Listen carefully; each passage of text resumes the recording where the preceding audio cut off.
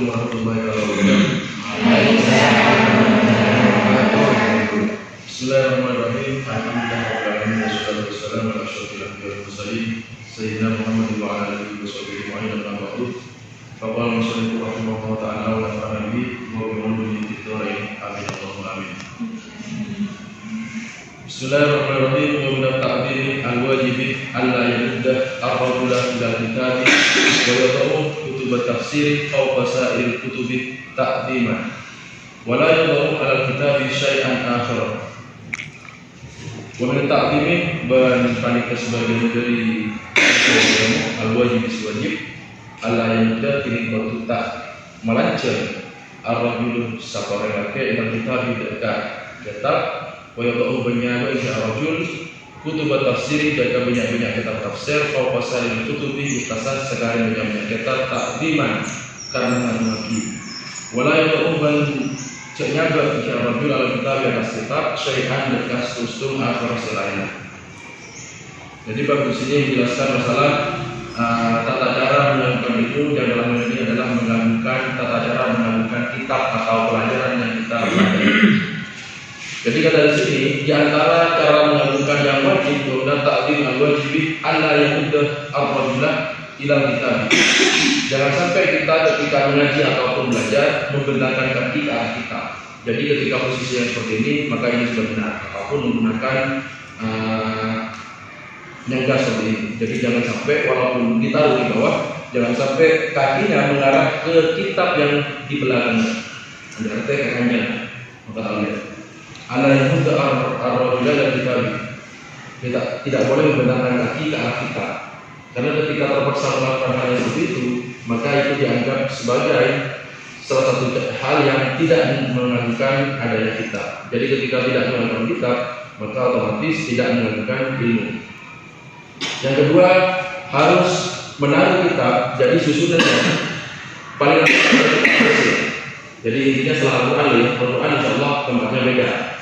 Ini misalkan di antara beberapa kitab. Jadi untuk pertama kali paling atas itu kita tafsir. Fokus yang tutup di atas kitab-kitab yang lain.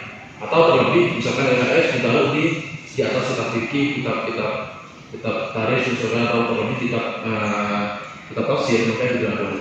Dianggap kita tidak menghormati adanya kitab tersebut. Maka kitab tafsir terlebih dahulu. Kenapa tafsir? Karena tafsir adalah kitab yang menafsirkan adanya ilmu Al-Quran. Maka harus yang paling atas. Setelah itu apa? Adalah kitab-kitab fikih, kitab-kitab intinya kitab-kitab yang bernuansa Islam. Setelah itu baru buku-buku pelajaran umum ataupun LKS. Wala yad'u ila syai'an akhar, dan jangan menaruh sesuatu apapun di atas kitab. Sesuatu apapun. Di sini tidak boleh. Kata di sini kita syai'an akhar. Di sini lafaznya umum, syai'an akhar. Terlebih ketika misalkan kitab yang sampai dicoret-coret dengan sesuatu yang tidak berguna, maka itu tidak boleh. Apabila kata tersebut berguna, maka itu tidak apa-apa.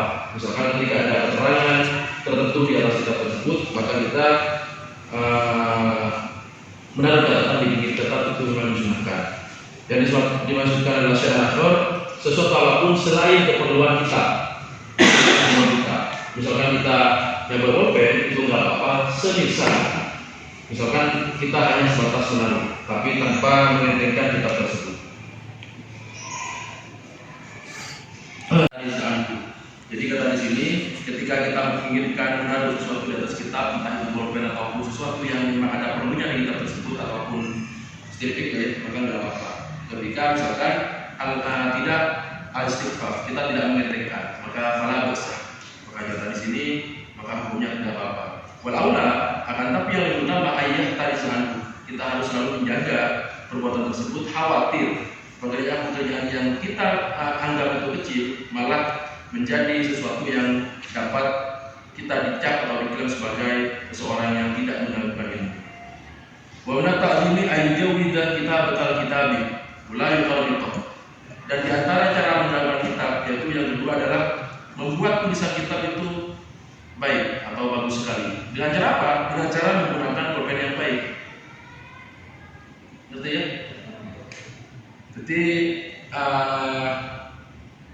kita dituntut untuk membuat tulisan kita atau ketika mewarnai kitab, tulisan kita harus benar-benar bagus atau baik. Salah satu caranya adalah agar tulisan kita itu baik adalah menggunakan pulpen yang baik juga. Faktanya misalkan, coba kalian buktikan sendiri ketika kita mewarnai kitab menggunakan pulpen yang ada 2000, setahun kemudian coba ketika dibuka akan bleber, itu pasti. Beda ketika menggunakan pulpen-pulpen yang memang agak bermerek sedikit. Kenapa? Tujuannya adalah agar kitab tersebut fungsinya tetap berjalan sampai di kemudian hari. Bahkan ketika kalian dibutuhkan nanti ketika punya anak, insya Allah masih bisa dibuka, masih bisa dibawa. Walau yukarnuto, dan jangan sampai dan jangan sampai membuat tulisan kita atau warna kita terlalu kecil. Jadi jangan sampai terlalu kecil. Tujuannya apa? Oke lah, ketika kita masih berada di pesantren ataupun masih berada di tahap belajar usia kita